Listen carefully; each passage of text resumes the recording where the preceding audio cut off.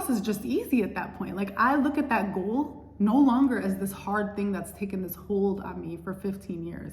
I look at it as, oh yeah, it's easy, it's coming. It'll come when it comes. It's on the way. It's already signed, sealed, and delivered. This time around, we are losing the weight, and most importantly, we're keeping it off. I have 5 things that I wrote down to hold myself accountable that I already know are going to be the reason I'm able to successfully lose the 20 pounds that I want to lose, and most importantly, keep it off. These are things that I've kind of known intrinsically, but I never had the courage to fully go full force. And now, knowing that I'm so ready to just tackle this head on, I'm so excited to share these with you because I know they will be the game changer for your journey as well. Before I get into these 5 game changers, I want you to know that the most important thing, like above and beyond these 5 tips that I'm going to give you, is the perspective that you're looking at your journey through. The other day, I had an epiphany. It hit me like a ton of bricks that I had been beating myself up for the fact that I have gone through a weight loss, weight gain process over and over. There's always this 30-pound window that I'm fluctuating between. And every time I start to lose some of that unwanted weight and then gain it back, it's like I beat myself up for that process so much harder.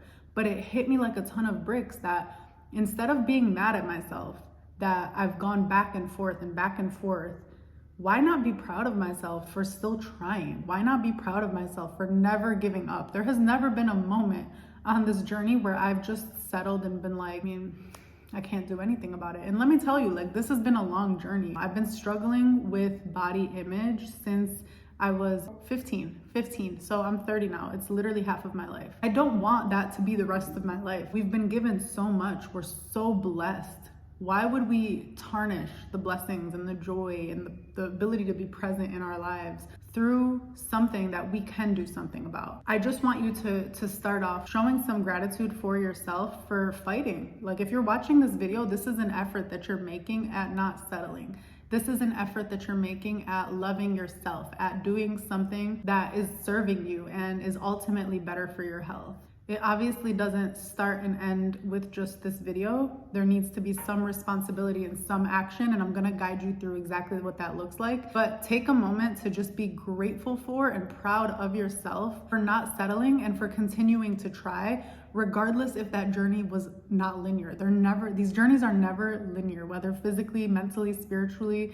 There's always some regression. But as long as you are always committed to forward movement, that is something to celebrate in and of itself, and it's just often not celebrated enough. 5 game changers that are gonna help us lose the weight and keep it off. Love your body through it. Whether you gain weight, whether you have unwanted features on your body, whether you lose weight, regardless what is happening on the outside, I want you to love your body every single step of the way. I promise you that is the only way that you're going to lose the weight and keep it off. This is the most important one. I've actually lost the weight before. In this past 15 years of me trying, I have reached my goal weight.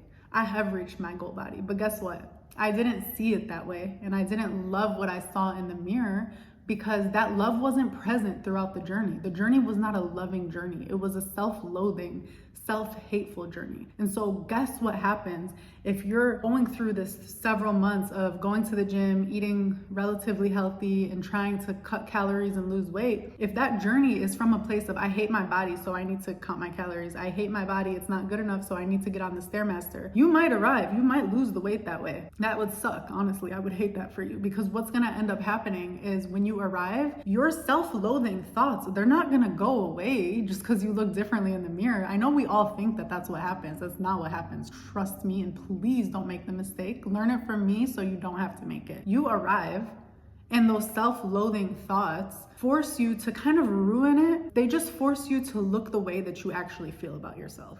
So if I feel that I'm ugly and unworthy and unattractive and not good enough, I'm not gonna believe what I see in the mirror. If my body looks lean and fit and healthy, but internally I'm toxic, then I need my body to look like how I feel inside. Inside is literally like a magic wand. It'll do to your outsides what you feel. Eventually. I need you to love your body through it. And part of that is being real with yourself. Whether it's getting on the scale, measuring yourself, get some sort of idea of where you're at, because you're gonna need that to measure your progress. But when you see that number, when you see that measurement, when you see, maybe that dress size, whatever your measurement is, whatever is most comfortable for you, it could also be a progress picture. Look at it and don't deny it. Because denial is a form of self-loathing and self-hatred. If you are lying, like I have in the past, about your size, you don't want to tell people your real size. You don't want to even tell yourself your real size. So you consistently buy things that don't fit you and force yourself to fit into things that don't look good on you because they weren't made for your body. And you just continuously perpetuate this idea that you don't look good. When if you just went a size up, girl, like those jeans would look amazing on you and you would feel amazing. Get real with yourself so that you can love what is here right now. Even and especially if you want to change it, you need to love where you're at. Say loving things about your body. Cringeworthy as it is, look in the mirror and say loving things about your body, especially if you don't believe them. You need to see yourself as that person right now. So regardless how big the gap, and especially if the gap between who you are right now, body or weight-wise, and who you want to be body or weight-wise is humongous, you need to start seeing yourself as that person even more so. And let me tell you why. When you really think about why you want to lose weight, ask yourself why. There's probably a series of reasons. For me, yeah, of course, some of it is vanity. I want to look good. I want to feel better. But another part of it is health. I truly want to feel more energetic. I want to feel lighter. I want to be able to do more with my body. Some of it is strength. I do want to feel stronger. I want my body to look as strong as I typically feel. I'm a strong person. I've always been an athlete. I want my body to reflect the habits that I want to lean more into. Not to say an athlete or a strong person needs to look a specific way, but I know for me, right now my body reflects. I do sometimes eat fast food randomly. I do sometimes give in when Ahmed wants to eat pizza, and we'll get into that soon.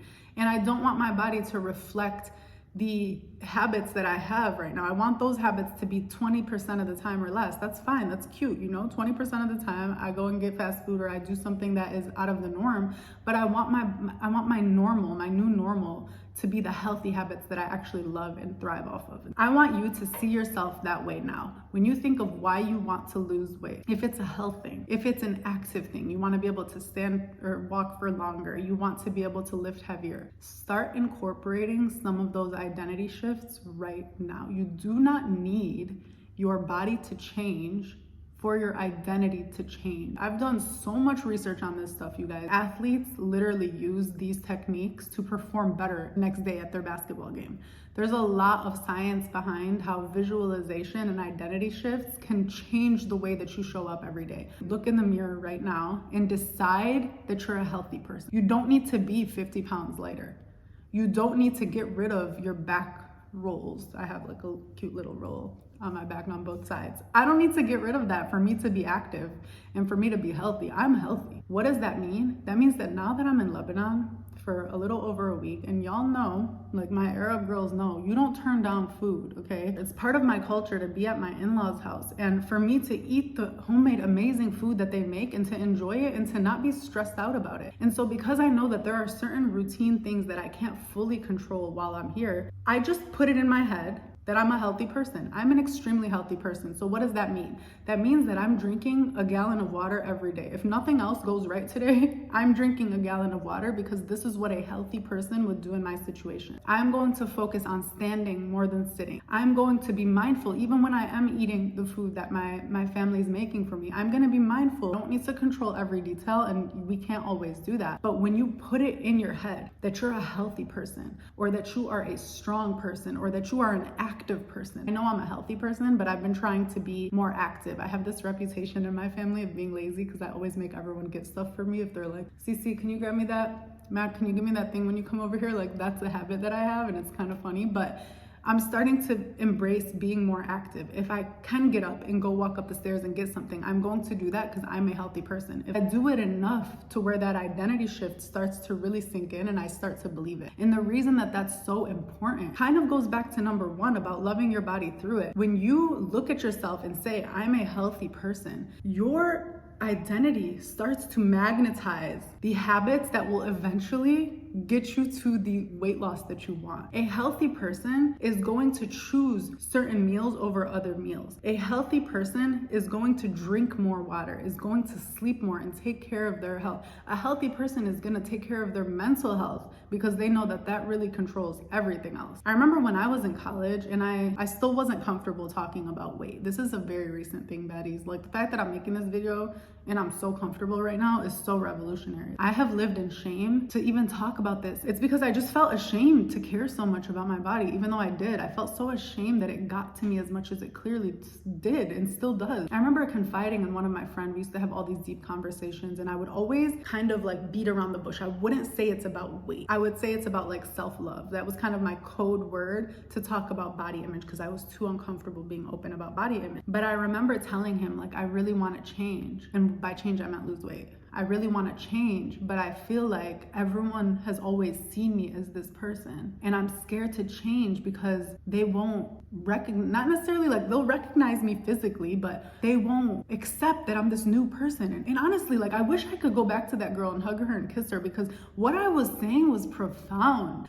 At the time, I felt stupid. I felt like no one's gonna get what I'm saying. I didn't even know if he fully got what I was saying. But what I was saying is that I felt paralyzed to be something other than what I was, which was someone who had body image issues, constantly insecure, wore things that didn't really look that great because I was just wearing what I thought I should be wearing, would hide my body a lot, would wear things that constantly hid my body because I just wasn't comfortable with it. And I felt like if I changed, AKA if I developed healthier habits, focused on how I looked in a way that was more real and flattering and self-loving, and started to really love my body, and as a consequence, lose the weight that I wanted to lose, reflect a more healthy image. If I did those things, then my friends wouldn't recognize the new version of me because my identity would have to shift so much to be that new person. I literally was speaking to identity shifting. I felt helpless. I felt like they know me as this other identity, and I felt trapped in how people perceived me. So I need you to understand that this is going to require a lot of grit. Like, my brother the other day called me lazy, and I'm like, I'm not lazy. We're not using that word anymore to describe me because that's not who I am. And I joke about it and I make it cute and funny, but no one's gonna tell me who I am. I don't care if I was that person yesterday. If I decide tomorrow that I want to be different, and if that difference contradicts who you think I am, I don't care. I get to run this, not you. I get to tell you who I'm going to be tomorrow and the next day and the next day, not you. You don't have to be like abrasive about it. Like with my brother, it was cute and he respected it because he understands this world. Like, he gets it, and he knew that I'm trying to be more active. As an active person, I don't get to, like, I'm not going to accept to be called lazy, and I'm also going to show you through my actions that I'm not that person. The next few things that I'm going to tell you are very important, but those two are more than half. I've done 2 of these next 3 things. I'm not going to say all 3. The last one is one that I'm still working on. Okay, so just wait till the end and you're going to need to help me through this one. Half of the battle is loving yourself regardless where you're at,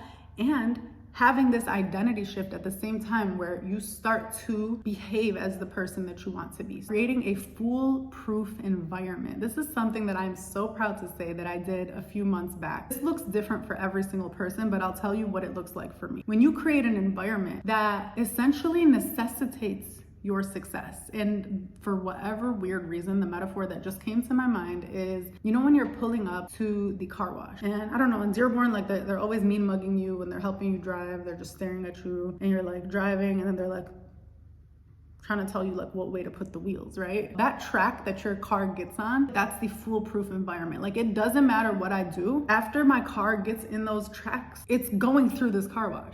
It is going to be clean, okay? I can press on the gas, I could press on the brake, I could turn it off, I could turn it on, I could do whatever, but my car is going to come out of that car wash clean because it is in these tracks, okay? That is a foolproof track to success, in this case, a clean car, right? Create a foolproof environment. What that means is become scientific about it. You are blessed to have had so much trial and error. I swear I'm not just saying this to make you feel better. You have several examples of times where you've tried and failed for you to go put your little scientist hat on and research what went wrong there. Okay, I tried this before. Why was this bad? Okay, what needed to be in place that wasn't in place? And start really like taking heed to those things, because God is showing you problems and you are fully equipped now to develop solutions with this new plan that you're setting up right now. You can create an environment that basically basically prevents those problems from ever sprouting up. Two of the biggest problems for me when I think back on what has been so hard for me habit-wise, I would just kind of go with Ahmed's flow. This is my first year living with somebody, and so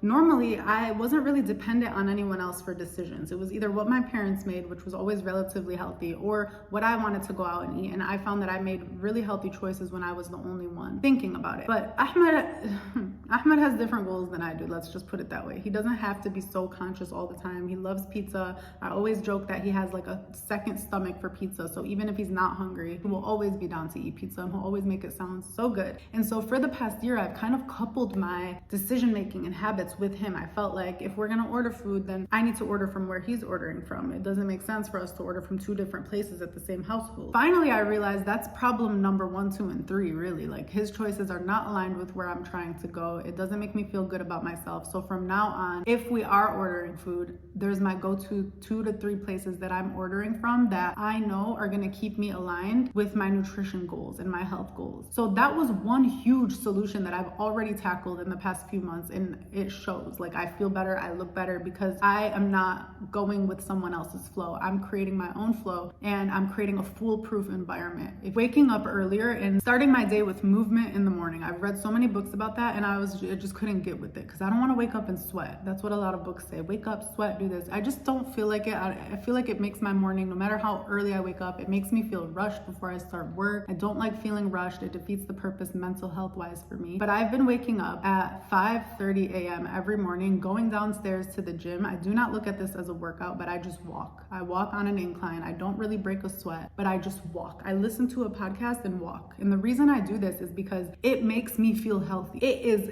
reinforcing my identity that I'm a healthy, active person. And that doesn't matter if I walk for 5 minutes or for 30 minutes. That is the reason I do that every day. I wake up at 5:30, and in order to do that, of course, I go to sleep early now. Like, sometimes I'm in bed by 8:30 and I fall asleep before 10. Like, I'll fall asleep sometimes at 9 p.m. And another unintentional positive consequence, by the way, of doing all this, I realized a lot of my really bad habits come from late night snacking and eating. I've cut out so much unhealthy snacking and eating because I'm going to sleep earlier, and I don't like to eat right before I sleep. So I end up eating around 6:30 and then just don't really snack. Like, I just chill and go to sleep by 9 p.m. and I just feel so good. I wake up so amazingly happy and just ready to go downstairs, do my little walk, even if I'm still tired or groggy. It's simple and it just feels so aligned. And that for me is the foolproof environment. You know that quote where it's like, trying to change without doing everything the same is the, like, I don't know if I'm saying it right, is the definition of insanity. What this has done has been the opposite. It's like, I've never in my life consistently woke up at 5:30 in the morning. I've never in my life woke up and went and walked on a treadmill downstairs every single day. I've never in my life committed to going to sleep at 9 p.m. I've never in my life, like, there's so many lists, there's a huge list of things where it's like, I've never done this before. So it just makes sense that I will do something that I've never been able to do before, because I'm